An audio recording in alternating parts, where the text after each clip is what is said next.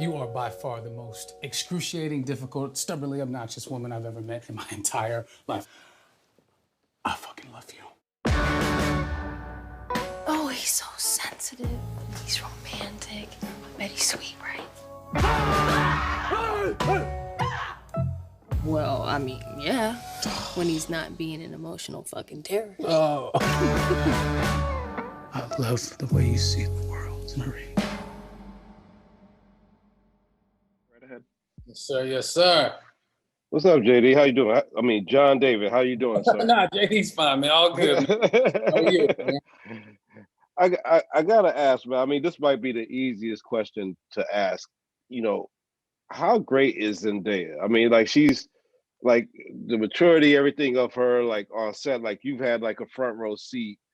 And I know in a previous article you said how she's had a little bit more experience on screen because she started so young. But how great is she right now? Like, how much is this like a moment for her? I think we're all experiencing the greatness, as you say. I think this is a woman that, in any era, she would be shining just like she is now.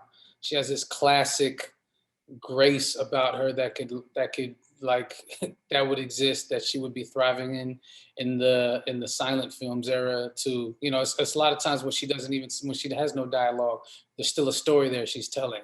And it's beyond the looks and the glamour and the beauty and all that. There's something, there's a story that she tells with great depth. There's something about her ability to tell the truth. I mean, before I met her, seeing Euphoria, I was thinking to myself watching Euphoria, like, okay, this woman, she done been through something before. It's like, what happened to her is what I kept thinking. Like, so I'm assuming she drinks a little something, smokes, like gets to it. You're like, oh, she must have dug from something. And she's like, clean, never smoked a drink a day in her life. I was like, what? Are you kidding me? Like that was acting. Like, you can't. Where'd that come from then? So the versatility, I think we are slowly catching up to. The world is, and we're talking about thinking about versatility and thinking about not being in a box. I mean, from where she started to where she is now, to me, that's depth. That's to be able to transition in each phase of your life and be believable. That's hard to do. Like a child actor, child star. You think about like a Michael Jackson, for example, going from the Jackson 5 to Bad. I mean, to beat it, it's like, that's extremely difficult to do, and she's doing it beautifully. Wow.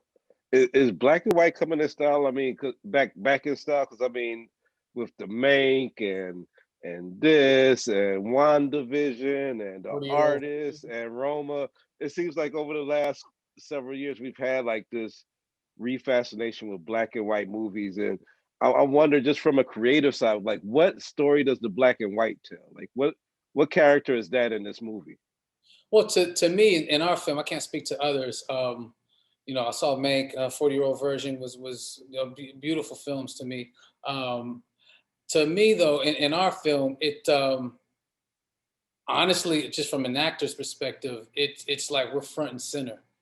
The Sam, the filmmaker, Marcel, our DP, are basically telling us, y'all gonna have to make some plays out here. Y'all gonna have to keep our interest. We'll set you up. They got some great camera work and the movements. They thought they captured our rhythm beautifully as African American artists. But at the end of the day, it's on the performers. It's a truly character driven story. And the black and white aspect highlights that. It almost suspends this I don't know, this wanting or needing to know where we are exactly. What part of what time, what year was this? Is this before? Is this a pandemic movie? I don't think so. They went to a party. It really just being the film being in black and white makes us sit with these two people in the Caterpillar house somewhere somewhere in California. We are, nothing else matters. We are isolated. We are just isolated from the world, and we are sitting with these people. I think it concentrates the story even more so, which is sort of it can be contradictory because some could say it makes it slower, it makes it this or that. But to me, it is the engine. To Yeah, me, it's the yeah. engine.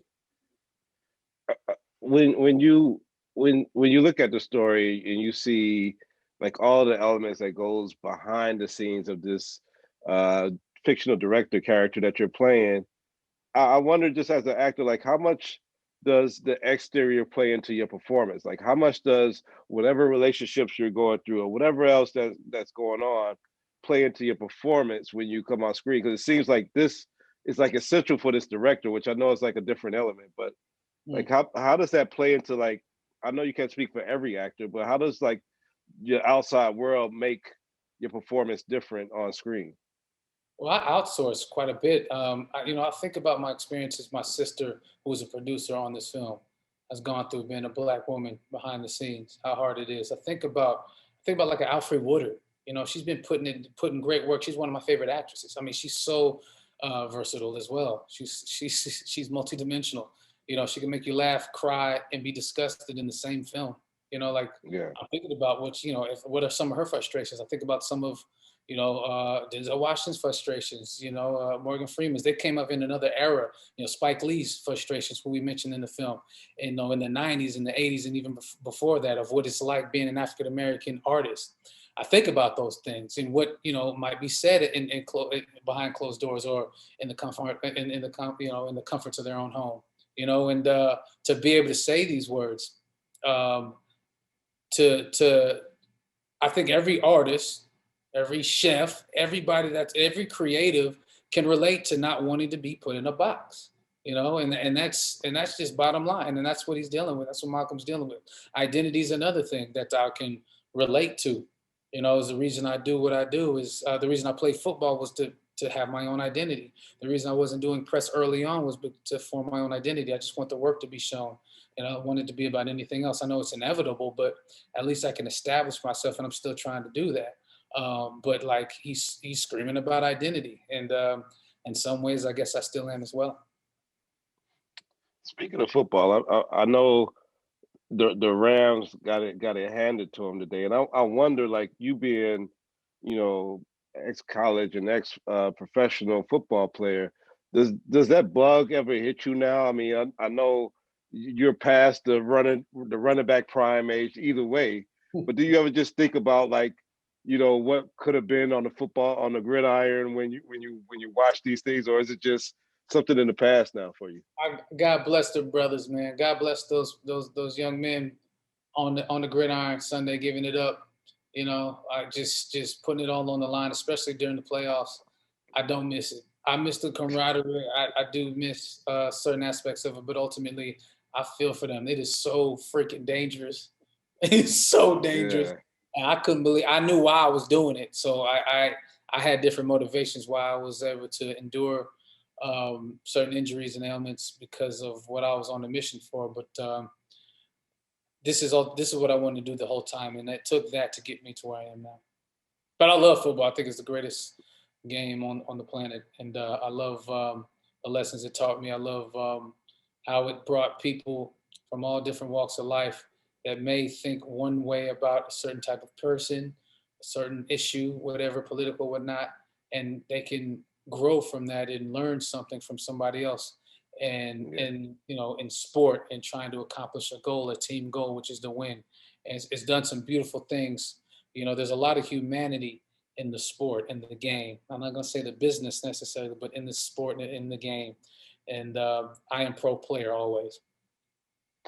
I gotta wonder, when I look at, your family, I imagine that you guys, like the Currys or the O'Bannons or the Baldwins or all these families that have all these talented individuals in them, and I wonder, just from an insider perspective, when you look at performances by Olivia or Pauletta or Denzel, like what's your favorite performance by each of them? Like, what if you would think, like what was there, what Oh, stands out for you? Olivia did this short.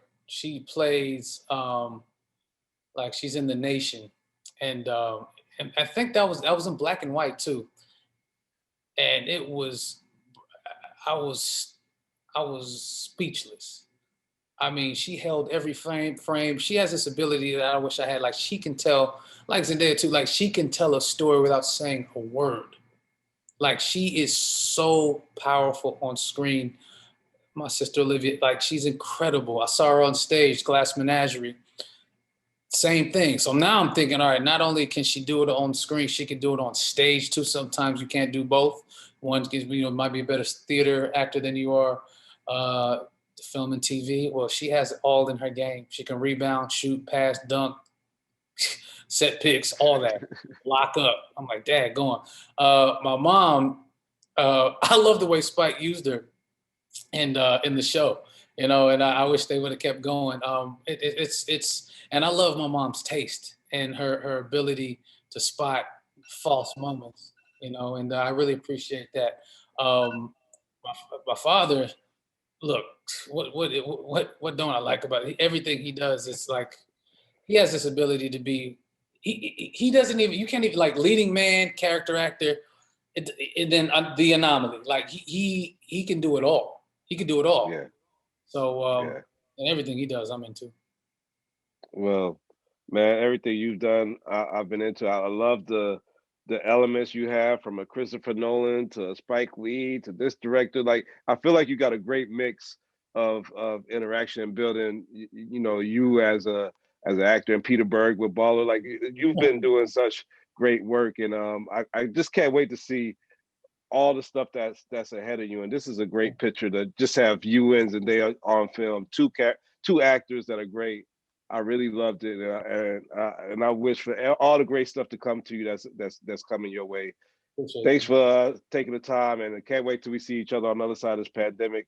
And Yeah. keep on doing it, man. We'll keep on watching and supporting you, bro. Appreciate it, man. Thank you so much. All right. Thank you. All right, peace.